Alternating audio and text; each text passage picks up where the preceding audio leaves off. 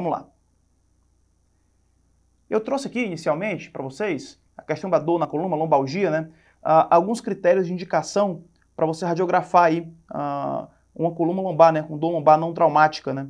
Vale a pena, vez ou outra, alguma prova, geralmente é mais prova de residência de acesso direto, né?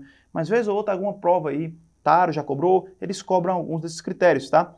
Então dá uma olhada aí, idade acima de 50 anos, trauma significativo, déficit neurológico, perda de peso inexplicável, suspeita de espondilite anquilosante, abuso de droga ou álcool, histórico de câncer, uso de corticoide, temperatura maior do que 37,8, né? Visita recente, pelo menos há menos de um mês por um problema sem melhora, paciente que busca compensação para dor nas costas, né? Também a gente consegue aí fazer algumas indicações para pedir radiografia. Com relação à hérnia de disco, né, doença herniária discal, a gente tem aí uma fisiopatogênese dessa doença herniária, né, em que, na verdade, a gente tem inicialmente uma disfunção, né, depois pode evoluir para uma instabilidade, assim, e por fim aí uma estabilidade, mas aí já com uma sequela, né, com estenose a nível de canal, degeneração dos processos articulares vertebrais. Então, a gente tem essa doença herniária, essa fisiopatogênese, né, que a gente colocou aqui. Eu coloquei para vocês aqui essa tabela do Campbell. E aí, algumas nuances aqui, para a gente não cair em pegadinha de prova, né? A hérnia, geralmente, a hérnia pega a raiz abaixo da vértebra, né? Ela é central mesmo, ou igual a foraminal, né? E é diferente das lombares, né? Que as hérnias lombares elas são um pouco mais inclinadas, né? As raízes são um pouco mais baixas, assim, né? Então elas tendem a pegar as raízes mais inferiores aqui, né? Devido à posição mais horizontal, tá? Então, só cuidado com essa anatomia, né? As hérnias cervicais, né? As raízes cervicais, elas costumam ser mais horizontais, né? E as raízes lombares, né, costumam ser mais verticalizadas. Mostrando para vocês aqui os diferentes tipos de hérnia, né? O paciente vem, faz um abalamento, depois uma protrusão, depois uma extrusão e depois um sequestro, né? Que é aquela hérnia sequestrada. Isso é uma classificação, tenho certeza que vocês já conhecem, só coloquei aqui a título de revisão. E é o seguinte, né? A gente tem sinais e sintomas de acordo com o local ou com o sítio de patologia.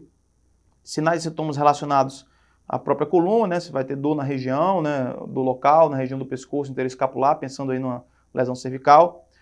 Uma dor relacionada à compressão de raiz, dor radicular, né? Aí a dor, ela se irradia, uma dor que se irradia, pode ter parestesia, fraqueza muscular, né? Pode respeitar algum dermátomo, né? Lembrando que discopatia cervical, isso é importante, faz diagnóstico diferencial com patologia cardíaca, pode simular uma dor isquêmica de patologia cardíaca. E a gente tem aquela dor de mielopatia, né, que não é mais a compressão da raiz, é a compressão da medula, né? Aí é uma dor difusa, né, que pode pode cursar com instabilidade, né, pode cursar com a síndrome franca do neurônio motor superior, tá? Pode dar fraqueza, perda de função. Então, inicialmente, saber um pouco distinguir, né, os padrões de dor na coluna vertebral. Vamos lá, na hérnia de disco cervical, com compressão medular, né, com mielopatia, os sinais clínicos mais precoces são o clono sustentado e reflexos hiperativos, a perda da propriocepção e sensibilidade térmica, a perda da força dos membros inferiores e do equilíbrio, o reflexo de Babinski, a perda das forças dos membros inferiores. Gente, é o clono sustentado e os reflexos hiperativos. Isso é uma questão, coloquei aqui, né, uma questão mais aquelas questões informativas, né, coloquei mais para informar a gente, para a gente relembrar isso aqui, tá? O clono sustentado e os reflexos hiperativos são sinais mais precoces aí. E aqui, assim, é o que mais cai desse assunto em prova, né? A gente tem um assunto bastante complexo, né? Mas o que eles mais gostam de cobrar, muitas vezes é um decoreba, aquele decoreba franco lá dos dermátomos, tá? Eles adoram colocar isso em prova. Isso chove questão. Então, se tem uma parte para você revisar e memorizar nesse assunto, eu sugiro você memorizar realmente esses dermátomos, esses miótomos aqui, porque é o que eles cobram em prova, tá? Então vamos lá. Quando a gente fala da raiz nervosa de C5, o déficit sensitivo é na parte lateral e superior do braço e cotovelo, você vai ter fraqueza no deltoide e fraqueza variável do bíceps, e o reflexo bicipital vai estar variável. Na lesão de C6, você vai ter déficit sensitivo no antebraço, na região lateral, pode pegar o polegar indicador, fraqueza do bíceps, extensor radial longo e curto do carpo, e alteração do reflexo braquioradial e o bíceps. C7, o déficit sensitivo no dedo médio, você vai ter alteração do tríceps, flexores do punho e extensor dos dedos, e alteração do reflexo tricipital.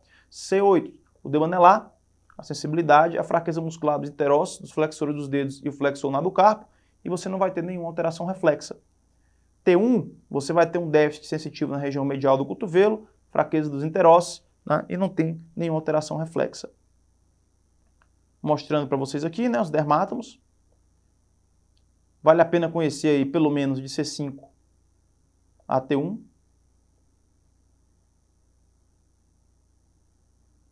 Na hérnia cervical, discal cervical, a compressão da raiz nervosa de C6 causa alteração na sensibilidade do dedo. Então vamos lá. Pensa aí. Questão mesmo, você vê como cai tranquilo. Cai o decoreba direto mesmo assim, né? Dedo indicador, tá? Decoreba direto. Né? Vamos olhar para os membros inferiores. Déficit sensitivo, geralmente na coxa, né? Região da coxa posterolateral, quando você tem uma lesão de L4, né? Você vai ter um déficit sensitivo na região posterolateral da coxa, uma fraqueza muscular do quadríceps e dos adutores variável, né? E uma fraqueza do tibial anterior, né? Tendo mudança do reflexo aí, né? Pode ter alguma alteração do reflexo patelar. Quando você tem compressão da raiz de L5, você vai ter um déficit sensitivo na perna anterolateral, pode ter no dorso do pé e no hálux, a fraqueza motora do extensor longo do hálux. Vale a pena guardar isso aqui, o extensor longo do hálux, L5, eles gostam de perguntar isso em prova, tá? Extensor longo e curto dos dedos e alteração no reflexo, você pode acabar não tendo nenhuma, ou pode ter alguma alteração no reflexo tibial posterior, mas é um reflexo que ninguém anda fazendo por aí, né? Ninguém fica fazendo reflexo tibial posterior nos pacientes, não é um exame que se faz de rotina. Se você tiver compressão da raiz de S1, você vai ter um déficit sensitivo no malelo lateral, na região lateral do pé, né? A fraqueza do fibular curto, ou pelo menos do complexo do gastrossóleo, né? Fraqueza do tendão de Aquiles, glúteo máximo, tá? E alteração do reflexo aquileu. Uma coisa que eles gostam de fazer uma pegadinha nisso aqui é perguntar a força motora do glúteo máximo. Muita gente fala L5, L4, né? Mas na verdade é S1, tá? Então cuidado com essa pegadinha aqui. Já te vacinei aqui, hein? Mostrando aqui os dermátomos para vocês. O reflexo aquileu corresponde à raiz de S1, tranquilo, né? Essa aqui cai bastante também, cai no taro. Então, geralmente é isso. Hérnia, eles vão perguntar dermátomos, reflexos, basicamente é isso que eles vão perguntar. Ou para você diferenciar a mielopatia de radiculopatia, tá? Ou de uma dor muscular, né? Basicamente, esse é o grande grosso das questões. Hérnia foraminal proveniente do disco L4, L5, corresponde à raiz de, gente, L4, porque quando a hérnia está abaixo de C8, aí ela corresponde à vértebra de cima. Então, L4, L5, L4. Lembram disso, né? Lembram dessa relação anatômica.